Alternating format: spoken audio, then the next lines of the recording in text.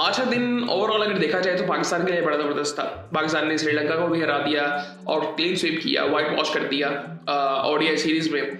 और उसके बाद इमर्जिंग एशिया कप में पाकिस्तान ने इंडिया को कन्विंसिंगली हरा दिया। बिल्कुल सिंगल हैंडेड मैच था और प्रॉपर जो आप कह सकते हैं कि इंडिया का आईपीएल का टैलेंट, आप कह सकते हैं कि पाकिस्तान का पीएसएल का टैलेंट था, बट मैं उसे सिर्फ पीएसएल का टैलेंट मानता नहीं हूँ, क्योंकि इसमें से मोस्टली प्लेयर्स पीएसएल में भी रेगुलरली नहीं खेले और कुछ तो शायद बिल्कुल भी ना खेले हों।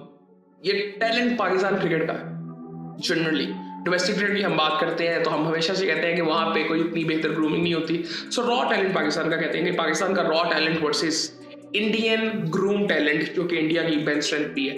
और पिछले कुछ सालों में हम देख रहे हैं, पिछले कुछ टाइम में स्पेसिफिकली पिछले 6 महीने 1 साल में जिस तरह से इंडियन मीडिया बातें करता है, इंडियन बोर्ड आई थिंक जिस तरह से वो बातें करते हैं कि इंडियन क्रिकेट में गैप बहुत ज़्यादा है बाकी जो दुनिया क्रिकेट है, जो कि मैं बिल्कुल भी इस चीज़ को एग्री नहीं करता किसी लिहाज से भी। वो आज आपने देख लिया है और बहुत दफ़ा आई थिंक पिछले कुछ टाइम में हमें नज़र भी आया है। इवन एशिया कप आप देख रहे थे, श्रीलंका ने किस तरह से चैलेंज किया था। इवन पाकिस्तान ने 2 मैचेस में चैलेंज किया था, एक मैच वन साइडेड था जो कि इंडिया जीता था। सो वो किस तरह से मैं कह ही नहीं सकता कि बिल्कुल वन साइडेड इंडिया बहुत ज़्यादा गैप रखता है बाकी दुनिया से। सो आज आपने वो टैलेंट देख ली है और जिस तरह से बिल्कुल कन्विंसिंगली वन साइडेड हम ये मैच जीते हैं, तो मुझे आई थिंक इसमें कुछ ज़्यादा कहने की जरूरत नहीं है। मैं स्टैट्स आपको थोड़े से बता देता हूँ जो आज के मैच के थे। जी इंडिया ए में जो हाईलाइट, जिन पे लाइमलाइट थी इंडिया की टीम में, वो वैभव सूर्यवंशी है, जो आई थिंक 14-15 साल जिनकी उम्र है। 45 रन उन्होंने आज बनाए। पिछले मैच में उन्होंने 144 रन बनाए। बहुत टैलेंटेड प्लेयर है। आज भी उसने 3 छक्के लगाए, 5 चौके लगाए। काफ़ी यंग है और अच्छा प्लेयर है, बट अभी काफ़ी ये भी आई थिंक इसकी ग्रूमिंग हो रही है, बट अभी काफ़ी आई थिंक एज में भी काफ़ी छोटा है, तो अभी कह नहीं सकते कि इसकी ग्रूमिंग वो मेच्योरिटी उसमें वो नज़र आएगी।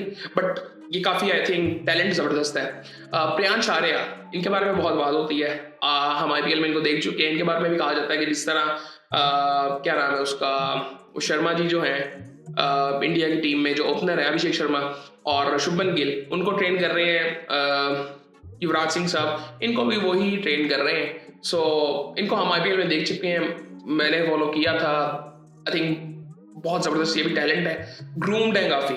जो मैं बात कर रहा हूँ, मैं ग्रूम की बात क्यों कर रहा हूँ, हम हमेशा बात करते हैं कि पाकिस्तान में प्लेयर्स ग्रूम नहीं होते बेहतर तरीके से, बहुत ज़्यादा गैप है। लेकिन फिर भी आपने वो रॉ टैलेंट और ये ग्रूम टैलेंट देख लिया आज। और ये पहले भी कई दफ़ा पाकिस्तान पहले भी कई दफ़ा जीत चुका हुआ है। सो खैर पिछली दफ़ा भी आई थिंक पाकिस्तान बड़ा ज़बरदस्त खेला था इनके साथ, पता नहीं जीता गया था, मुझे ध्यान से शायद इंडिया जीत गया था पिछली दफ़ा। और फाइनल बाद में आई थिंक 2 मैच हुए थे, एक हारा था एक जीता था, ऐसा कुछ हुआ था। नमन धीर, इनको भी हम देख चुके हैं जी। उन्होंने 35 रन बनाए। जितेश शर्मा, जिनको हम इंडियन टीम में भी रिसेंटली देख चुके हैं, वो कप्तान थे। 5 रन वो भी बना सके। हर्ष दुबे ने 19 रन बनाए। रमनदीप सिंह ने पिछली बार भी खेले थे, आईपीएल में भी हमने इनको इस साल देखा था, 11 रन उन्होंने बनाए। तो 136 पे टीम ऑल आउट हो गई थी, जिन्होंने आई थिंक 297 रन बनाए थे अपने लास्ट मैच में यूएई के खिलाफ, और 148 रन से वो मैच जीते थे। सो अब यहाँ पे एक कोलैप्स था, बहुत गंदा कोलैप्स था। फॉलो विकेट्स की थोड़ी सी बात करें तो पहली विकेट 30 रन पे, दूसरी 79 पे, तीसरी 91 पे और फिर चौथी 101 पे, पांचवी भी 202 पे, फिर 104 पे छठी, 121 पे सातवीं, 130 पे आठवीं, 136 पे नौवीं और फिर 136 पे 10वीं। यानी कि तीसरा आउट 91 पे होता है, चौथा आउट 101 पे, यानी कि 101 पे 3 आउट थे और 136 पे टीम ऑल आउट हो गई।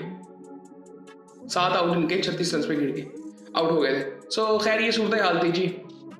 3 आउट किए हैं शाहिद अजीज ने, 2 आउट किए हैं साद मसूद ने, 2 आउट किए हैं जी मां सदाकत ने, और एक आउट किए है उबैद शाह, सुफियान मुकीम और अहमद दानियाल ने।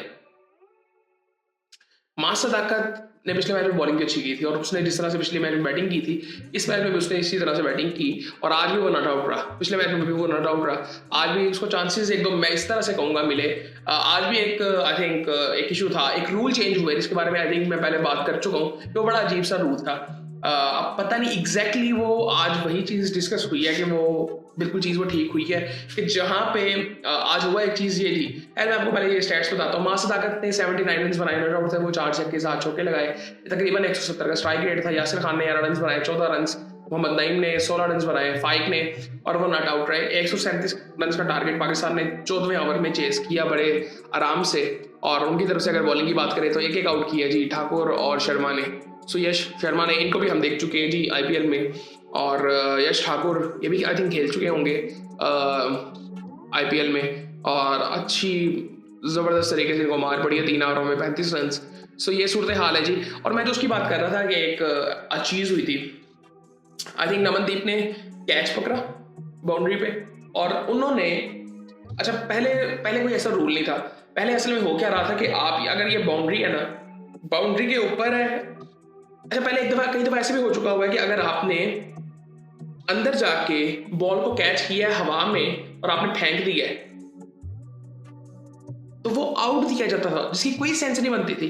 अब खैर आज जो मासूद आकत बचे वो इस वजह से बचे कि जब उन्होंने कैच पकड़ा तो उनका पाँव की जो लाइन है, बाउंड्री लाइन, उसके ऊपर था, और वहां से उन्होंने बॉल को फिर थ्रो किया दूसरे फील्डर को। तो इस वजह से वो बच गए थे, और जिसमें वो बहस भी करते रहे। लेकिन वो rule I think recent times में जो मीटिंग्स हुई हैं ICC की, वहाँ पे चेंज हुआ, और होना भी चाहिए। आई थिंक बड़ा अजीब सा था वो। और ये आई थिंक मुझे अभी एग्जैक्टली पता नहीं है क्या चीज़, वो क्या मतलब चेंजेस उसमें किए गए हैं। लेकिन जो चीज़ की जाती है ना कि आप अगर बाउंड्री से बाहर हैं, मतलब एक बंदा बाउंड्री से बाहर खड़ा है और वो अगर वहां से हवा में जाके थ्रो कर रहा है दूसरे फील्डर की तरफ, तो ना उसे बाउंड्री माना जाएगा। अच्छा आज भी उसे बाउंड्री नहीं दिया गया, तो आज फिर उसको, अगर आपने ये रूल बनाया है और पाँव अगर उसके ऊपर है और वो आउट नहीं है, तो उसका मतलब वो छक्का होना चाहिए था, तो वो छक्का भी नहीं दिया गया। सो आई थिंक वो बड़ी कंफ्यूजन सी थी। अंपायर्स भी आई थिंक थोड़े से प्रेशर में आ जाते हैं फिर।